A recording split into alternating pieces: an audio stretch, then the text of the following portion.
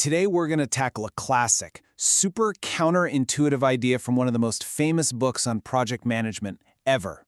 We're talking about why our go-to common sense solution for a late project is often the very thing that completely dooms it.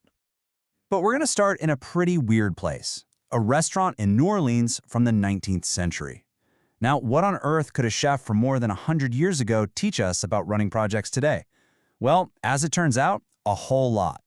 So right there on the menu at Restaurant Antoine, you'd find this little notice. And the message is so simple, right? Quality work has its own rhythm, it can't be rushed. A fantastic meal, just like a great project, can't be forced. And that's a piece of wisdom we seem to forget all the time. And that idea, that some things just take the time they take, is the perfect way to get into our core problem. Fred Brooks, who wrote The Mythical Man-Month, made this pretty stunning claim. More software projects have failed because they ran out of calendar time than for every other reason combined. I mean, that's a huge claim, right? So what gives?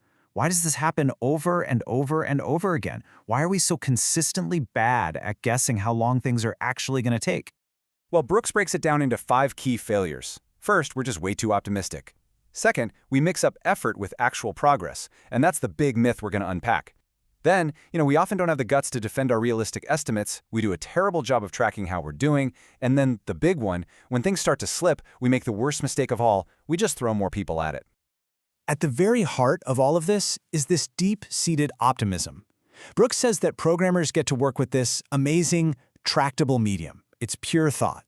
A carpenter has to deal with wood that splits, but a programmer is just dealing with ideas. And this creates this illusion that everything's going to go smoothly, that this time, for sure, it'll just work. We completely forget that our ideas themselves are often the things that are broken. Okay, so let's get to the core of that flawed thinking. It's really built on one single, very dangerous idea, the man-month. The man-month. You've probably heard this term before. It's supposed to be a unit of effort. So, if a project is, say, 12 man-months, you'd think, okay, I can have one person work on it for 12 months, or maybe 12 people for just 1 month. But this, as Brooks calls it, is a dangerous and deceptive myth, because it's built on the lie that people and time are just interchangeable parts.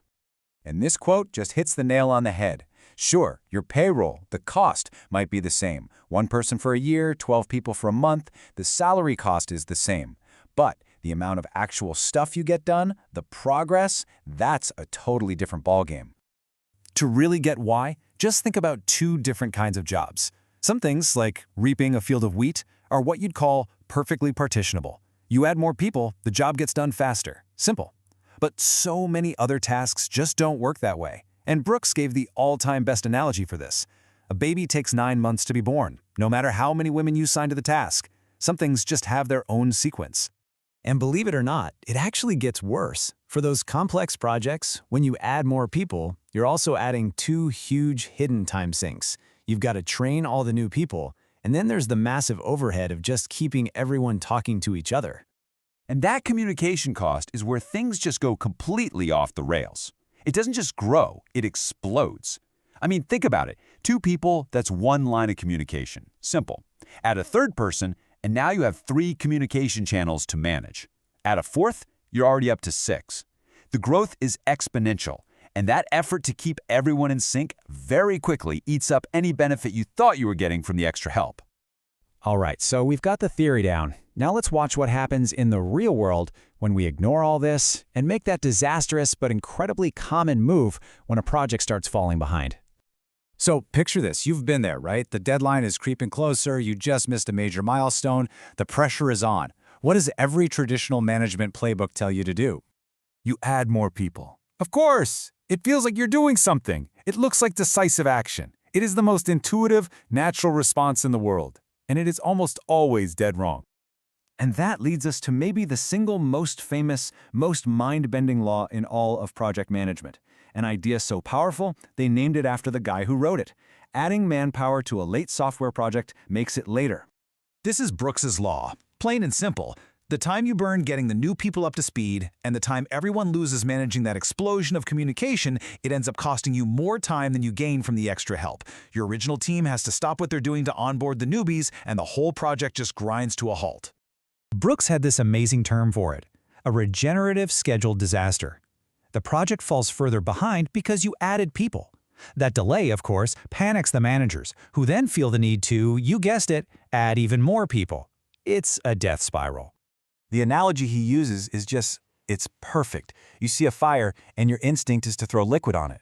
But if that liquid is gasoline, you're not fixing the problem. You are creating an inferno.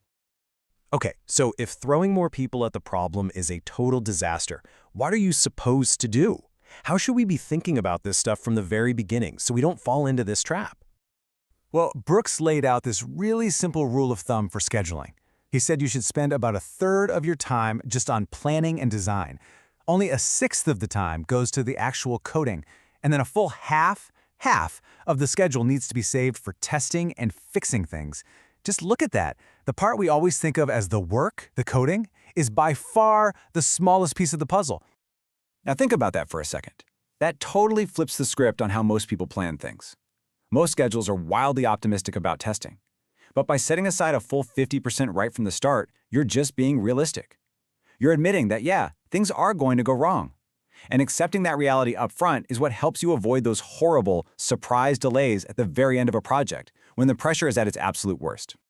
Now I know, Brooks's law came from looking at huge software projects back in the 70s, but this idea is so much bigger than that. So I'll leave you with this question to think about. Look at your own work, your own life. Where have you seen this happen? Where does adding more people to a meeting or more co-authors to a document or just more hands on deck just make everything more complicated and in the end, later,